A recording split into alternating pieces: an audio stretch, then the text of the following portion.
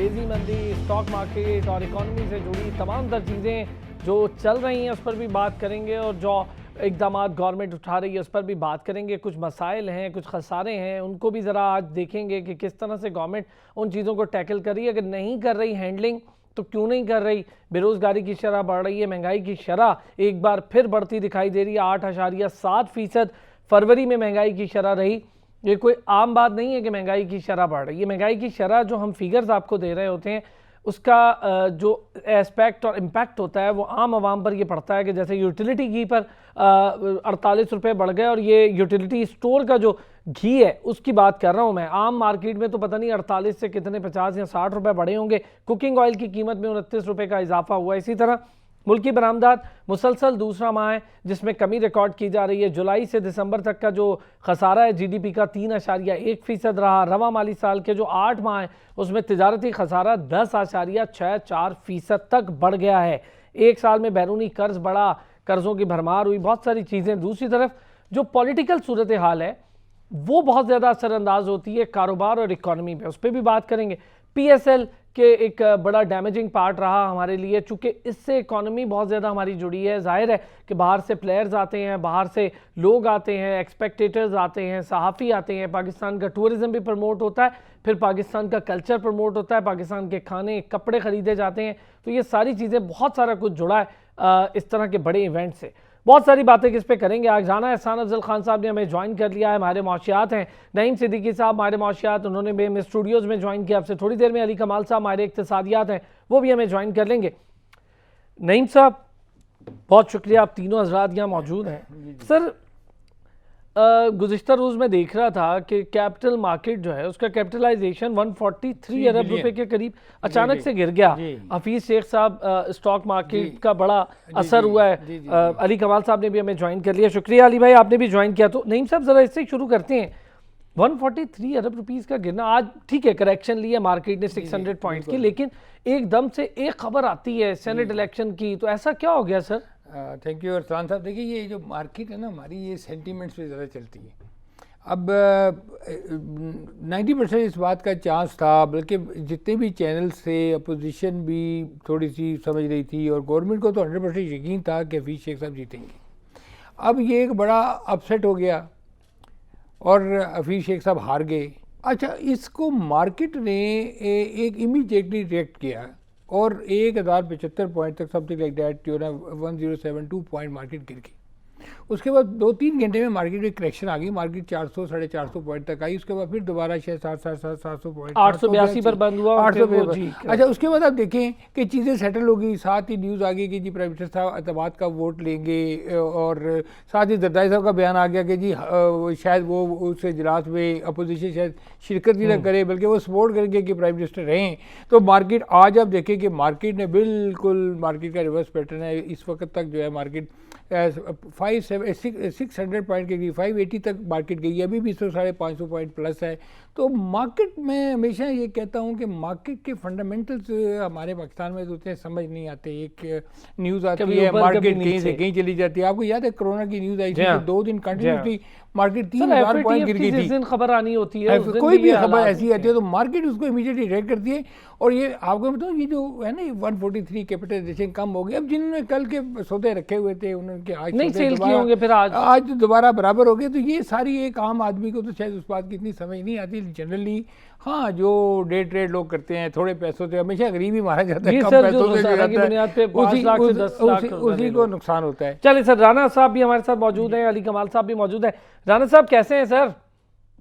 बिल्कुल ठीक ठाक, बहुत शुक्रिया अरसलान, थैंक यू। राना साहब बहुत सारी चीज़ें सर, कैपिटल मार्केट की थोड़ी बहुत बात हो गई, वो आपने भी सुनी, ज़रा आगे बढ़ें सर। जो तिजारती खसारा है ये 10.64% तक बढ़ गया है। बहुत सारी रीज़न्स होंगी, ज़ाहिर है आप बेहतर जानते हैं, लेकिन मुझे लगता है मेरे नज़दीक एक रीज़न ये है कि हमने इंपोर्ट्स पर इन्हिसार दोबारा शुरू कर दिया है। Maybe I am wrong. देखिए, हमारी जो फंडामेंटल्स हैं हमारी इकोनॉमी के, वो नहीं चेंज हुए। और अभी आप देखें कि जो ट्रेड इम्बैलेंस है वो -15 US बिलियन डॉलर से पिछले साल की बनिस्बत बढ़ के -17 बिलियन डॉलर्स के ऊपर जो है वो आ गया है, जो एक्सपोर्ट इंपोर्ट का आपका डिफरेंस है। और जो एक्सपोर्ट्स जो हुकूमत बहुत ज्यादा पिच कर रही थी कि पाकिस्तान की एक्सपोर्ट्स बहुत बेहतरी की तरफ हैं, बहुत तेजी से बढ़ रही हैं, वो 16.1 अरब यूएस डॉलर्स के ऊपर पहुंची हैं इस साल जुलाई से फरवरी, जो कि सिर्फ 3.5% का इंक्रीज है पिछले साल के कंपैरिजन में। तो इस मुनासबत से, इस प्रोजेक्शन से अगर हम चलें तो शायद हम 24 बिलियन को टच कर लें या 24.5 बिलियन यूएस डॉलर्स की एक्सपोर्ट्स को टच कर लें। 2018 के कंपैरिजन में वहीं तक रहेंगी, उससे कम होंगी थोड़ी सी, या शायद उससे थोड़ी बढ़ जाएं। तो मसला यह है पाकिस्तान का कि पाकिस्तान की एक्सपोर्ट स्टैग्नेंट है। अब कोरोना के अंदर आपकी इंपोर्ट्स जो है वो कम हो गई, आपका जो है इसके साथ आपकी जो रिमिटेंसेज हैं वो अभी 24% आपकी रिमिटेंसेज में इजाफा है पिछले साल के कंपैरिजन में, जो जुलाई से जनवरी के फिगर्स हैं। तो इन सारी चीजों को शामिल करके आपका करंट अकाउंट डेफिसिट बेहतर हो गया। लेकिन अब इकोनॉमी जब चलना शुरू हो गई है तो जाहिर सी बात है आपके इंपोर्ट पे प्रेशर आएगा। फिर पेट्रोलियम प्राइसेस के अंदर भी, जिस तरह पहले भी आपके प्रोग्राम्स में बताया, अगर प्रेशर पड़ा, जो कि अब पड़ गया है, पेट्रोल महंगा हो रहा है, तो आपका इंपोर्ट जो है वो बड़ी तेजी से जो है वो इंपोर्ट बिल बढ़ रहा है। तो यही अब इशू है कि अभी एक्सपोर्ट्स आपकी जो है वो 30-40% रुपी को डीवैल्यू करने के बावजूद वहीं की वहीं स्टैग्नेंट रही। तो इसके अंदर जो है वो इतनी सिंपलिस्टिक्स नहीं है एक्सपोर्ट्स को बढ़ाना। ये इसके ऊपर जो है एक पॉजिटिव एस्पेक्ट जो है वो मैं जो समझता हूं कहना बताना चाहिए हुकूमत का, वो टर्फ है कि टर्फ के जिम्मे में जो टेम्परेरी इकोनॉमिक रीफाइनेंस फैसिलिटी है जो कोविड में मिली, उससे 500 अरब की जो है वो लोग बोरोइंग करेंगे जो स्टेट बैंक के डिस्काउंटेड रेट्स के ऊपर, तो वो इंडस्ट्रियलाइजेशन की तरफ जाएगा। और अगर वो एक्सपोर्ट इंडस्ट्री जो है वो अपनी इंडस्ट्रियलाइजेशन करेगी तो उससे आगे आने वाले सालों में शायद एक्सपोर्ट्स में बेहतरी आए। लेकिन अभी तक पिछले 2.5 सालों में हुकूमत के इक़दामात जो हैं वो एक्सपोर्ट्स को कतन बढ़ा नहीं सकी और उसमें किसी किस्म का कोई इजाफा नहीं आया। और फंडामेंटल आपकी इकोनॉमी के वहीं खड़े हैं कि आपकी एक्सपोर्ट्स 7% या 6% टू जीडीपी है, आपकी इंपोर्ट्स जो हैं वो 14 से 18% टू जीडीपी है, और आपका जो ट्रेड इम्बैलेंस है वो कांस्टेंट रहेगा। उसको आप आर्जी तौर पे कम कर लें, इंपोर्ट्स कम करके, लेकिन जब इकोनॉमी ग्रो करेगी तो उस पर प्रेशर जरूर आता है। अली कमाल साहब, ये जो अब्दुल रज़ाक दाऊद साहब ने इसकी सारी बात की है, उन्होंने कहा कि इंपोर्ट बिल जो है उसमें इजाफे का जो जवाब पेश किया है उसमें भी उन्होंने ये कहा कि जो ज़्यादातर मामला है वो रॉ मटेरियल और फिर इंटरमीडिएट सामान की दरामद की वजह से इजाफा हुआ है, जो कि 7.8% है। जस्टिफाइबल है सर? यार राणा साहब ने मेरा ख्याल है कॉम्प्रिहेंसिवली इसका जवाब दे दिया है, लेकिन 2 सेंस मेरे इसके अंदर कि बिल्कुल इस किस्म की बात बिल्कुल ऐसे ही है। जब हम इंडस्ट्रियल एक्टिविटी ज्यादा करते हैं तो हमें intermediate raw material and capital goods तीनों की इंपोर्ट इंक्रीज करनी पड़ती है। तो अगर हमने इकोनॉमिक एक्टिविटी चेंज करनी है, इंक्रीज करनी है, हमारा स्ट्रक्चर ऑफ द इकोनॉमी वही है। पहले भी दोनों मेरे साथियों ने ये बात की है, स्ट्रक्चर ऑफ द इकोनॉमी वही है, हम उसी स्ट्रक्चर के साथ चल रहे हैं। हम सिर्फ कोशिशें कर रहे हैं किसी तरह इंपोर्ट्स को कम कर लें, और ये नहीं हो सकता। अगर हम इंपोर्ट्स को कम करेंगे तो हमारी ग्रोथ कम हो जाएगी। हो सकता है मेरे बहुत सारे इकोनॉमिस्ट सीनियर्स मेंटर्स जो है वो ये सोचते हो कि हम 3 से 4% ग्रोथ कर लें और इंपोर्ट्स ना करें, कोई मसला फर्क नहीं पड़ता है। लेकिन वो फिर इस तरह काम नहीं चलता है। एज ए टीचर जब मैं बच्चों को समझाता हूँ, अपने स्टूडेंट्स को, तो मैं उनसे ये कहता हूँ कि बेटा हॉकी में गोल रोकने से बंदा जीतता नहीं है, गोल करने से बंदा जीतता है। तो गोल करने का मकसद यही है कि हमें एक्सपोर्ट्स हर हालत में बढ़ानी पड़ेगी, या हम totally domestic demand led growth पे चले जाए कि हमने जी इंपोर्ट सब्स्टिट्यूशन भी करनी है, हमने बाकी सारी, लेकिन उससे फिर प्राइसेस भी इंक्रीज हो जाएगी। जो आपने पहले 8.7% कह दिया है कि हमारा इंक्रीज हो चुका है inflation, which was 5.7% last month, जिससे हम खुशी मना रहे थे, लेकिन वो इस दफा फिर 8.7 पे पहुंच गया है। हालांकि पिछले साल इसी वक्त 12.2 था।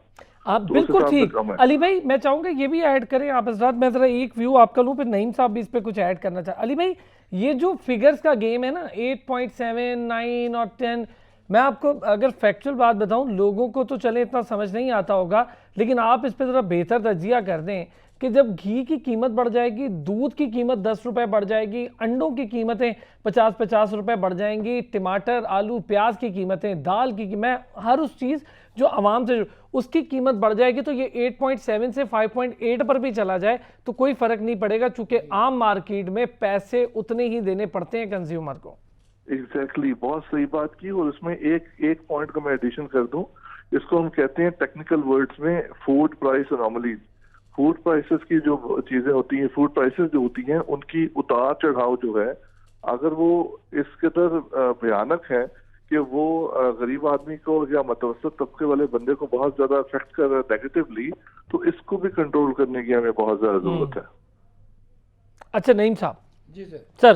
सर देखें, बेसिकली बड़ी अच्छी बात की राना साहब ने भी और कमाल साहब ने भी। बात यह है कि हमें देखना चाहिए कि आज 30 साल हो गए हम अपनी जो प्रैक्टिकल लाइफ में काम कर रहे हैं और हमेशा ये बातें सुनते आ रहे हैं।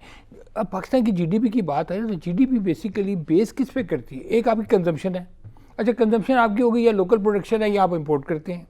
फिर आपकी बिजनेस इन्वेस्टमेंट है जो यहाँ बाहर से आए या लोकल लोग करें। तीसरा गवर्नमेंट स्पेंडिंग है, उसमें हम नुकसान में जा रहे हैं। इस वक्त आप देखें कि 35,000 अरब रुपए का हमारे पे कर्जा ही हो गया, और आपकी जो नॉन प्रोडक्टिव इतनी ऑर्गेनाइजेशन है, और उसके बाद आखिरी चीज़ उसके बाद आखिरी चीज़ आपकी एक्सपोर्ट।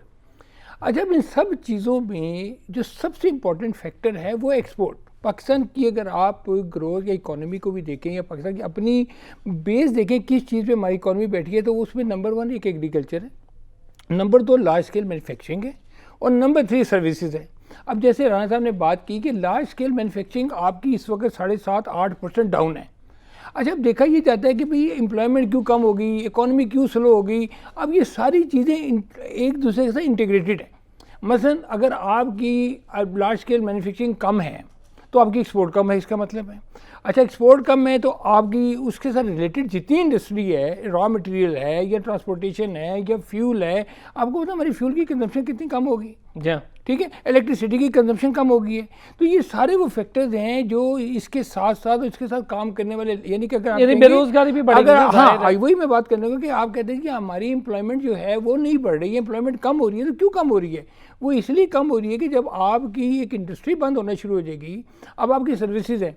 सर्विसेज क्या है? आपकी माइनिंग इंडस्ट्री है, आपकी दूसरी इंडस्ट्रीज है, वहाँ पे भी काम नहीं हो रहे। एग्रीकल्चर में सिर्फ एक ऐसा सेक्टर है जिसमें आपने थोड़ी सी ग्रोथ आपकी आई है। अब जब तो दूसरी तरफ कपास मंगवाने की तैयारी, अच्छा वो भी महंगी है। अब देखिए आपने चीनी मंगाई, तो कहने का सर मकसद ये है कि जब आप डॉलर की बात कर रहे हैं, हमें डॉलर चाहिए। अब जैसे राणा साहब ने भी कहा, मैं भी हमेशा कहता रहता हूँ कि पिछले 15 साल से या 2003 से आज 2021 आ गया, आप ये 18 साल का कंपैरिजन कर लें, मुझे बताएं कि इस हमारे जो पीयर कंट्रीज़ हैं, चाहे वो वियतनाम है, चाहे वो बांग्लादेश है, चाहे वो श्रीलंका है, चाहे वो हमारे हमसाया मुल्क है, हमने कहाँ पे उनके मुकाबले में डेवलपमेंट की है?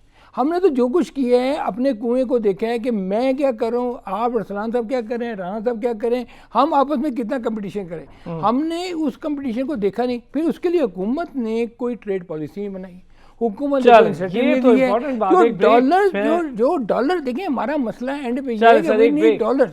ब्रेक से वापस आते हैं। डॉलर की ज़रूरत है, डॉलर फ्री फ्लोट पॉलिसी के तहत चल रहा है, जो एक तरफ टैक्सेशन को रेवेन्यू मान रहे हैं, दूसरी तरफ एग्रीकल्चर पर रिलाई नहीं हो पा रहा। क्या मामला है, किस पे जा रहे हैं, कैसे जा रहे हैं आगे, इस पे बात करते हैं। वापस आते हैं, तीनों हज़रात हमारे साथ मौजूद हैं। एक ब्रेक लेते हैं।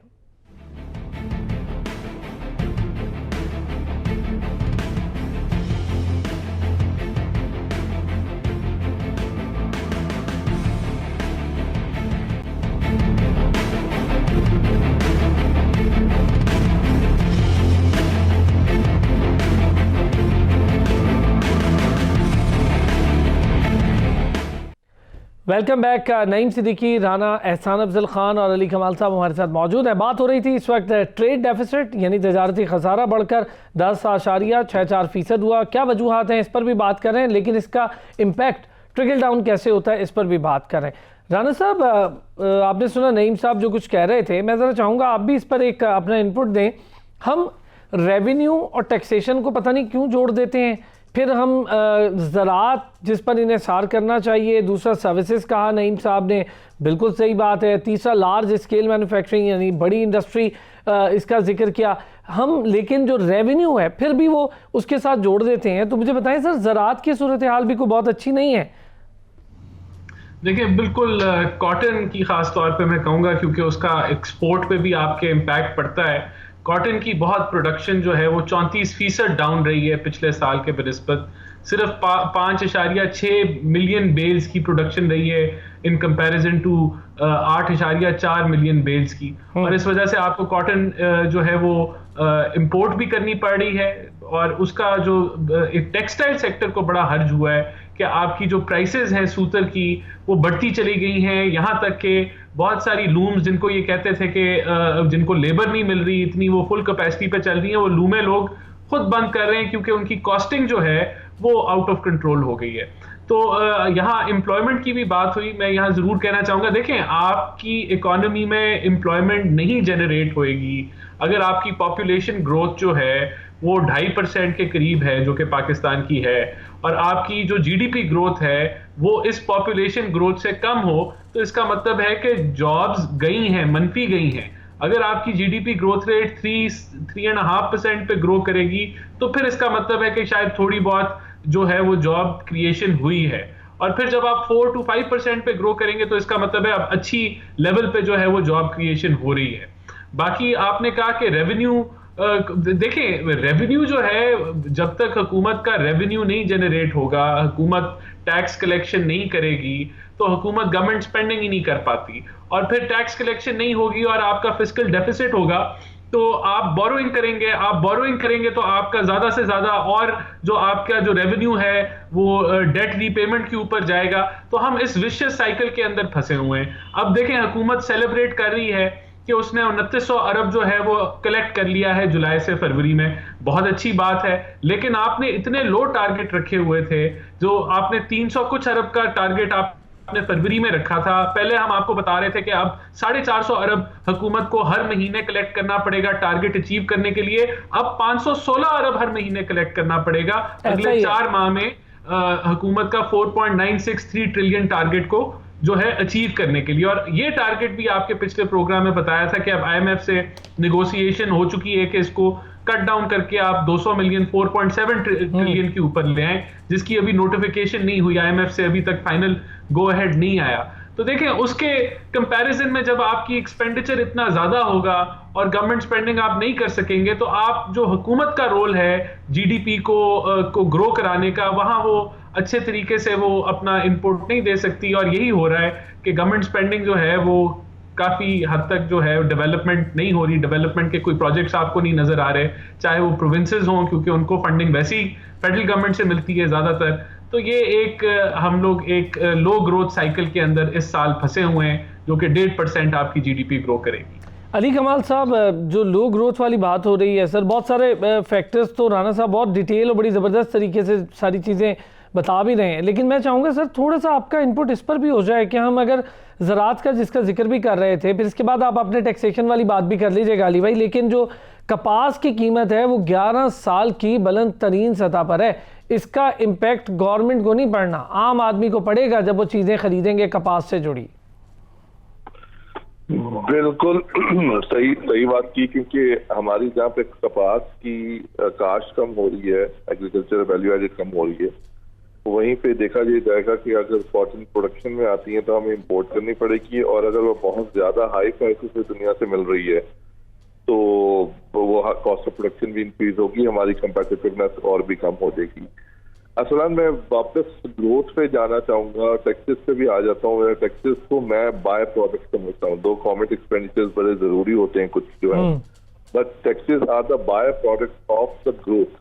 अगर ग्रोथ होती है तो आपको टैक्सेस मिलते हैं, अगर ग्रोथ नहीं होती तो टैक्सेस ऐसे ही है जैसा यूज का डब्बे में से पटाखा बजाना। तो वो पटाखा भी अब बच चुका हुआ है बहुत ज्यादा हद तक। तो ग्रोथ अगर गवर्नमेंट नहीं इन्वेस्ट कर रही है, और गवर्नमेंट को नहीं इन्वेस्ट करना चाहिए इन अदर वे, क्योंकि अगर क्लासिकल बैकवाटर इकोनॉमिक्स की लाइन टो की जाए, तो इस सिचुएशन के अंदर जब लोगों की अनएम्प्लॉयमेंट भी हो चुकी है, कोविड के अंदर हम देख चुके हैं, कोविड से बाहर निकलना साल अभी लगेगा हमें, तो क्यों ना परमिशन कम कर दी जाए, लोगों को फैसिलिटेट किया जाए कि अगर आप कोई कारोबार शुरू करना चाह रहे हैं तो आपको कुछ 40 इदारों से इजाजत लेने की जरूरत नहीं है, आप एक इदारे के पास जाएं और अपना काम शुरू करें। Single man company, 2 man company, मतलब जेंडर न्यूट्रल अगर हो जाए, single person company, 2% company, 3% company, इसकी इतनी बड़ी रेगुलेशन है, इतनी बड़ी रेगुलेटरी एनवायरनमेंट है इसको कम कर दें, इन्वेस्टमेंट को फ्रेंडली बनाएं, इन्वेस्टमेंट लोग करें आके। स्टॉक मार्केट को बाद में देख लेते हैं, लेकिन स्टॉक मार्केट में बहुत थोड़ी सी इन्वेस्टमेंट होती है और वो बड़े इन्वेस्टर है, छोटा इन्वेस्टर नहीं है। जो छोटा इन्वेस्टर भी है वो भी माइक्रो एंटरप्राइजेस वाला नहीं है, वो भी अच्छा खासा इन्वेस्टर होता है। तो वो जो मैं जानबूझ के कह रहा हूँ माइक्रो, क्योंकि micro, small and medium enterprises है। लार्ज स्केल प्रोडक्शन जो है वो हमारे जीडीपी कैलकुलेशन में तो बड़ी अच्छी पिक्चर शो करती है, बट अगर आपने एम्प्लॉयमेंट जनरेट करनी है, आपने ग्रोथ दिखानी है, तो हमें माइक्रो स्मॉल एंटरप्राइजेस के ऊपर फोकस करना पड़ेगा। ठीक है, मैं मुझे एक छोटे से न्यूज़ ब्रेक है उसकी तरफ जाना है, मैं ज़रा वापस आता हूँ, तो फिर नईम साहब आप भी ज़रा अपने इनपुट दे दीजिएगा।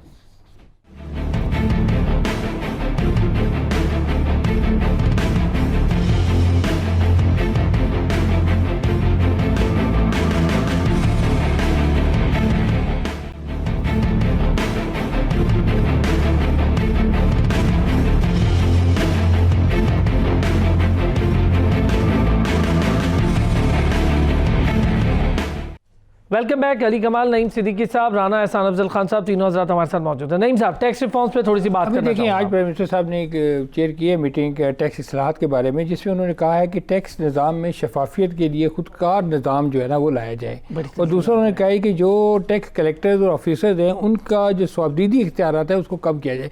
अच्छा, ये दो बड़े इंपॉर्टेंट पॉइंट हैं जिसको हम शुरू दिन से पिछले 40 साल से डिस्कस करते आ रहे हैं, मतलब कि ऑन ग्राउंड कुछ तब्दील नहीं हुआ, ना होने वाला। सिर्फ बयान आते हैं, बिल्कुल बयान है। आप फर्स्ट एजुकेशन लेवल पे अगर उस ऑफिसर को यही रिस्ट्रिक्ट कर दें कि जो सुप्रीम कोर्ट के फैसले हैं उसके अगेंस्ट आप नहीं जाएंगे। सेल टैक्स में अगर 11 सब सेक्शन 5 में अगर 120 डेज में शोकाज आपने इशू उसके बाद किया है तो आप सुप्रीम कोर्ट के फैसले को माने, या सुप्रीम कोर्ट के वही जो फैसले उस वक्त उस ऑफिसर पे लागू होते हैं या उस डिपार्टमेंट पे लागू होते हैं वो उसको एक्सेप्ट करें।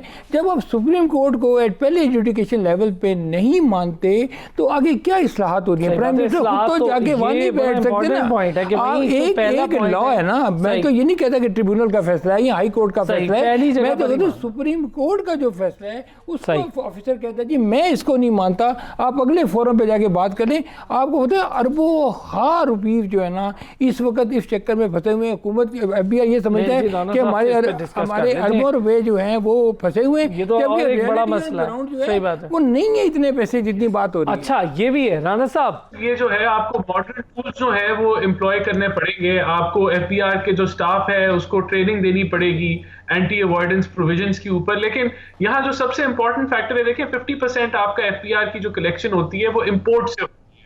अब इंपोर्ट की प्रोसेस हमने इतनी मुश्किल बनाई हुई है, आपकी कोई 5000 के करीब टैरिफ लाइंस है, मुख्तलिफ टैरिफ्स हैं, फिर उस पर आप एडिशनल कस्टम ड्यूटीज को चार्ज करते हैं, हैवी टैक्सेशन है इंपोर्ट स्टेज के ऊपर। फिर ये हैवी टैक्सेशन की वजह से आप इंसेंटिवाइज करते हैं स्मगलिंग को, अंडर वैल्यूएशन को, मिस रिपोर्टिंग को, मिस डिक्लेरेशन को और टैक्स एवेजन को। फिर हमारी जो पॉलिसी है वो SRO बेस्ड कस्टम पॉलिसी है, जिसके अंदर आपके पास मल्टीपल कस्टम टैरिफ्स हैं, मल्टीपल रेट्स हैं और बहुत सारी आप एग्जेम्पशंस देते हैं। ये चीजें जो है एग्जेम्पशंस को लेने के लिए कंडीशंस और रिक्वायरमेंट्स आपको चाहिए होती हैं, जिसको फुलफिल करने के लिए फिर डिस्क्रिशनरी पावर मिल जाती है इन अफसरों को।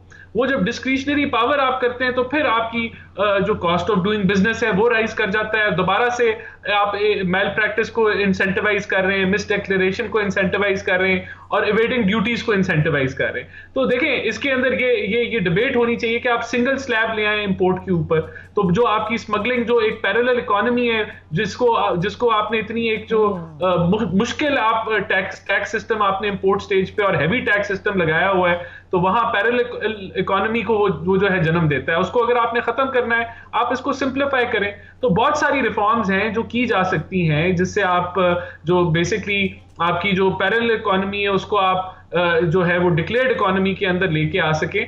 लेकिन बात वही है कि यहाँ बातों की हद तक बातचीत है, 2.5 सालों से कुछ नहीं देखने को मिला और टैक्स कलेक्शन आपकी स्टैग्नेंट है।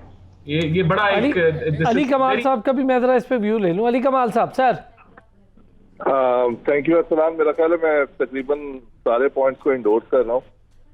सेकेंडली, जहाँ तक पैरेलल इकोनॉमी को डॉक्यूमेंटेड इकोनॉमी में लेकर आना, मैं इसके सख्त खिलाफ हूँ, क्योंकि मैं इनफॉर्मल इकोनॉमी गया हूँ और इनफॉर्मल इकॉनमी ही ड्राइव कर रही है, उसको हम अगर रेगुलेशंस में लेकर आएंगे तो मजीद बेड़ा गर्क करेंगे। आगे मैंने जिस बात की थी कि परमिशन की वजह से हमारी इकोनॉमिक एक्टिविटी नहीं चलती, इनफॉर्मल एक्टिविटी, और अगर इनफॉर्मल को हम मजीद रेगुलेशन में ले आएंगे सिर्फ टैक्स रेवेन्यूज के लिए, मजीद उसका बेड़ा गर्क करेंगे।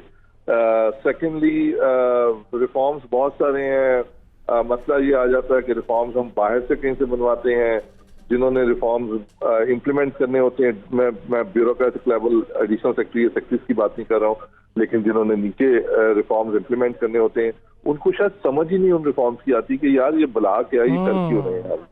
तो वो चेकलिस्ट फॉलो नहीं करते हैं। अपनी अकल अगर इस्तेमाल करनी तो उनको समझ, तो नीचे तक जो है या तो उनको सिखाएं, उनको बताएं कि जी कैसे इम्प्लीमेंट, क्यों इम्प्लीमेंट हम करना है, तब जाके वो काम होगा। अदरवाइज रिफॉर्म्स ऊपर से मेरा ख्याल 13-14 रिफॉर्म्स तो हो चुके हुए हैं अभी तक, नकवी साहब से लेकर और पता नहीं कहाँ तक। डॉक्टर इकराम हर संडे को बड़ा अच्छा आर्टिकल लिखते हैं। लास्ट नहीं पता उनको सब है, जो हुकूमत में लोग बैठे हैं आखिर बड़े काबिल लोग हैं जो टैक्स रिफॉर्म्स के ऊपर काम करें, पता है, लेकिन वो कुछ ऐसा करना नहीं चाहते। देखें टैक्स जो है वो डिविडेंड ऑफ इकोनॉमी है, और भाई इकोनॉमी सर्कुलेट करेगी तो आपने तो आपकी मेजर कलेक्शन तो इनडायरेक्ट टैक्सेशन पे है, ऐसा ही है, और आपकी डायरेक्ट टैक्सेशन जो है ना वो तो आपकी बड़ी कम कलेक्शन है, और उसके लिए आपके 22,000 का टॉपिक ये बहुत बड़ा है।